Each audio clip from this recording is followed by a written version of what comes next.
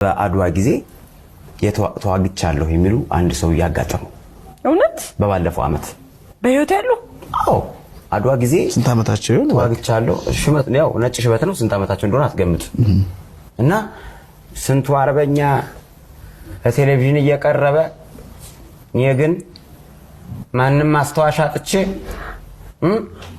ማንንም ማንንም አይቶኝ ያውቅ ስለ ሀገር ያልመሰክር ምናምን ሲሉ አባ እንደዚህ ከሆነማ እስኪ ለምን እንደው አንድ ቴሌቪዥን ጣቢያ አላመቻችሎትም ብዬ አመቻቸውና የአድዋ ድል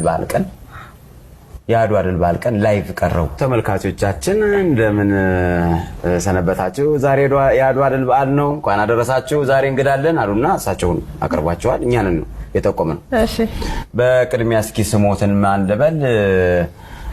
እንዲሁም ደግሞ በአድዋ ጊዜ እስኪ እንዴት ነው ጣሊያትን ከገባበት ገብተው እስኪ እንዴት ነው ኢትዮጵያ ነፃ ያወጧት ባጭሩ ያስረዱት ተባሉ።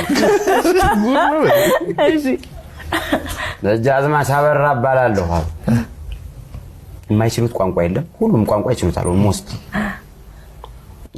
መጀመሪያ ጉድራት የምትባል ቦታ ላይ ሰፈርን። ከዚያ ጦር ጎራዴያችንን ስለን ፈረሳችንን አዘጋጅተን እየተጠባበቅን እያለን መጣ ጣሊያን በሰማይ በምድር እሳቱን እያዘነበ የት እንግባ ተጉድራት የሮጥን ተጉድራት የተንደረደርን የት እንገባለን ውቅሮ ተጉድራት ውቅሮ የአንድ ሰዓት ተኩል መኪና አንድ ሰዓት ተኩል መንገድ ነው። እኛ በሩጫ 40 ደቂቃ ገባ። አይ ሩጫ አሁን ኃይሌ ይሮጣል። ልጁ ደግሞ ጋዜጠኛው ደግሞ እይ ነገር ነው። አይኑ እየቀላ መጣ። ምንድን ነው የሚያወሩት? ስለ ጀግንነት እንዲያወሩ ነው የጠራው። እንዴ አባ ይተው እንጂ እንደዚህ ነው እንጂ ነበር ይታርስ አንተ ነበር። ከዚያ ላይ ተሰባስበን ፈረሳችንም የቀረው መንገድ ላይ ነው ማለት ፈረሱን ቀድሞት እኮ ነው ከፈረሱ ነው ቀድሞ ፈረሳችንም ስንቃችንም የቀረው መንገድ ላይ ነው ይሮጣል። እንደው ምን ታምር ነው ምን ሰይጣን መጣብን ይላል። ደግሞ ላይቭ ነው አይደል? ላይቭ ነው እንደዚህ ይቆረጣል። ምን ታምር ነው እንደው ምን ሰይጣን የመጣብን ብለን አንዲት ዋርካ ስር ቁጭ ብለን አሁንም እየተመካከርን እያለን መጣ ጣሊያን አሁንም በሰማይ በምድር እሳቱን ያዘነበ።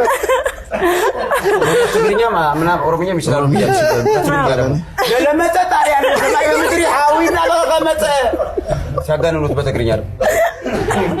አሁንም ከውቆ የተምዘገዘገ የት እንገባለን? መቀሌ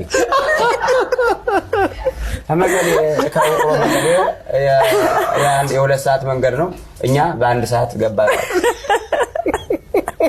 አባ አይተው እንጂ እንዴት ነው እንደዚህ ነው እንደ ኢትዮጵያ ታሪክ ለምንድን ነው እንደዚህ የሚያወሩት? ዝም በል እኔ ነኝ አንተ ለተሳዳይ መቀሌ ገባን። የመቀሌ ሰው መቼም ደግ ነው።